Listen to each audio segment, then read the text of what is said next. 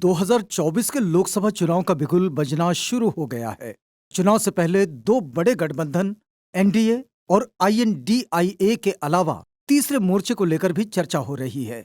कहा जा रहा है कि अभी तक जो दल इन दोनों गठबंधन के साथ नहीं गए हैं, वे इस मोर्चे में शामिल हो सकते हैं।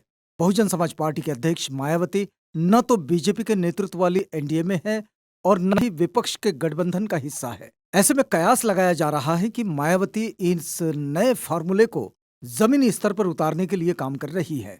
बहुजन समाज पार्टी के अध्यक्ष मायावती ने हाल ही में इस साल के अंत में होने वाले विधानसभा चुनाव में क्षेत्रीय पार्टियों के साथ गठबंधन का ऐलान किया है।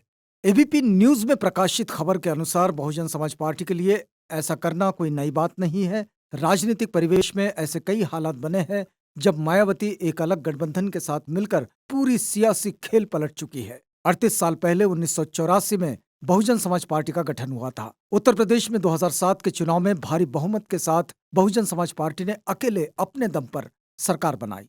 इसके पहले और बाद में भी कई मौके आए जब बहुजन समाज पार्टी कई राज्यों में किंग मेकर भी बनी। उत्तर प्रदेश में जब राम जन्मभूमि विवाद हुआ, जिसके बाद बीजेपी को राज्य की सत्ता गंवानी पड़ी, उस समय ये बीएसपी ही थी जिसने 1993 के विधानसभा चुनाव में समाजवादी पार्टी के साथ गठबंधन करके बीजेपी को उत्तर प्रदेश से उखाड़ कर रख दिया था। उत्तर प्रदेश में हुए 1993 के विधानसभा चुनाव में बहुजन समाज पार्टी को 55 सीटों का फायदा हुआ और बीएसपी 67 सीटों पर जीत कर सामने आई थी। बहुजन समाज पार्टी सभी पार्टियों के साथ गठबंधन में रह चुकी है। बहुजन समाज पार्टी आज तक लगभग सभी पार्टियों के साथ गठबंधन में रह चुकी है। उत्तर प्रदेश में साल 1996 में हुए विधानसभा चुनाव में बहुजन समाज पार्टी ने देश की सबसे पुरानी पार्टी कांग्रेस के साथ भी गठबंधन किया। हालांकि इस चुनाव में बहुजन समाज पार्टी को सीटों के लिहाज से तो फायदा नहीं हुआ, लेकिन वोट प्रतिशत में बीएसपी का बहुत इजाफा हुआ था।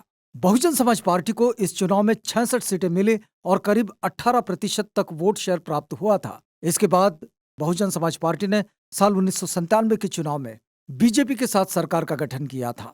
लोकसभा चुनाव की बात करें तो बहुजन समाज पार्टी को साल 2009 के आम चुनाव में कुल 20 सीटें हासिल हुई थी, जबकि उस समय उत्तर प्रदेश से बीजेपी को केवल 10 सीटें ही मिली थी। हालांकि उसके बाद 2014 के चुनाव में पार्टी शून्य पर जरूर सिमट गई थी, लेकिन पिछले लोकसभा चुनाव में पार्टी 10 सीटें जीतने में कामयाब रही। राज्य में समाजवादी पार्टी को केवल 5 सीटें मिली थी।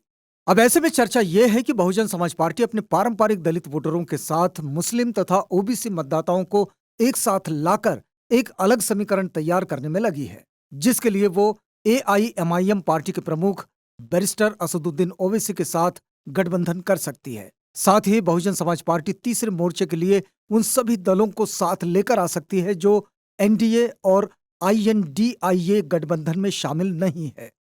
ऐसे में कहीं अगर हंग पार्लियामेंट की स्थिति होती है तो ये मोर्चा अहम रोल में दिखाई देगा। वर्तमान में पूर्व प्रधानमंत्री एचडी देवेगौड़ा की पार्टी जनता दल सेक्युलर, नवीन पटनायक की पार्टी बीजू जनता दल समेत चंद्राबाबू नायडू की टीडीपी, बाला साहेब एडवोकेट प्रकाश अंबेडकर की वंचित बहुजन आघाड़ी समेत कई ऐसी पार्टियां हैं जो तीसरे मोर्चे में शामिल हो सकती है।